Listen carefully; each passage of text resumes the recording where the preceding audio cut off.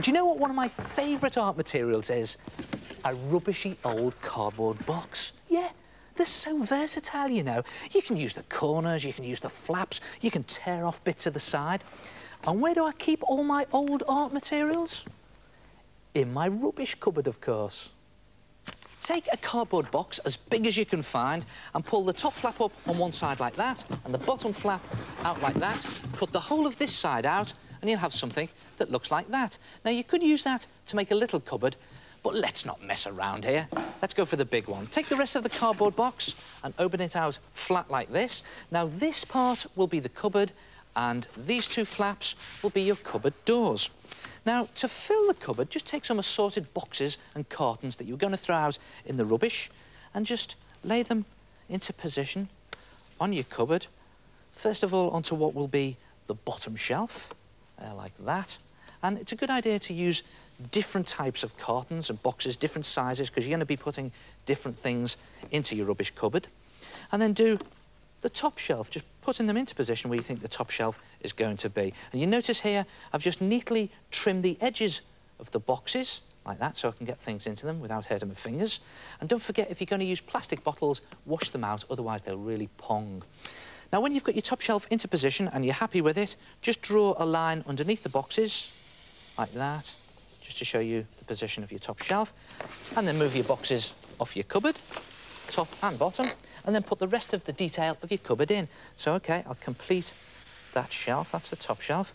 Now the bottom shelf be down here. And at this stage, you don't have to be neat at all, because we're going to be painting it in a minute. This is just a rough guide for you. And I'm going to do the whole frame of the cupboard in like that. And then I'm going to do the frame of the two doors in. And don't forget, this is the inside of the door, so you would see the frame like this. There, like that, and one on the other side. And you can put in other little bits of detail later on, like hinges and the locks.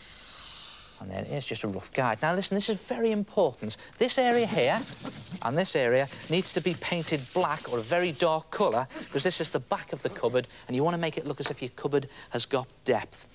Now, to paint your cupboard using poster paint or acrylic paint, I've got some acrylic paint here, and you can paint your cupboard any colour you like. I'm going to paint it brown, because after all, it is a cupboard, and I'm going to give it a wood finish or a wood colour, or should I say antique pine finish, as they say in the shops. There it is, just sloshing it on. You can do it a little bit more neatly than I am. And when you've done the frame, go over the whole of your cupboard. Do your doors as well. Don't forget to paint the whole of your doors in whatever colour you're using. And don't forget to do these bits in a dark colour. And when you've painted that, and it's all dry, and you've put in your detail, you'll have something that looks like this. Wait for it. Ta-da! Look at that. And you can see what I've done here. I've used different colour brown just to give it a nice wood effect. And I've painted these two areas black. And you see how it makes it look as if the cupboard has got a lot of depth in it, and you can see right into the cupboard. And look at the detail I've put in here. This is just ordinary silver pen for the hinges and the latches. And I've even gone around all the detail with black permanent marker. And this is a good effect. You've seen me do this many times before. Watch this. Just some wispy lines in the brown paint and permanent marker, wispy lines and curls, and you get this sort of great wood grain effect, like that. And then just pop your boxes back into position, there, and that one there, I think. And again, you can just organise these as you go and get them into the position that you want them in. I'm going to put my bottle up there, just about fit into my cupboard. Look at that. And put that there like that, and that on there.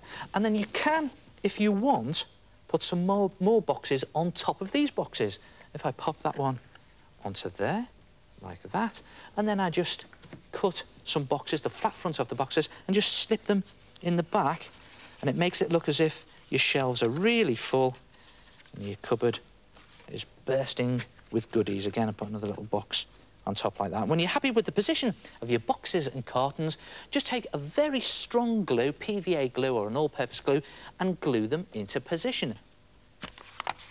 And here it is, my rubbish cupboard. And do you know what? It's been in the Art Attack office for over 2 years. And the secret to it lasting so long? This stuff. PVA glue.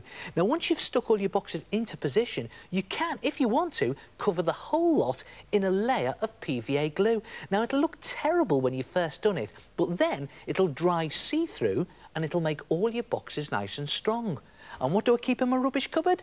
Well, I've got my pens and my pencils and paintbrushes and CDs and even letters and notes, lots of bits and pieces in there. Try it yourself, a rubbish cupboard.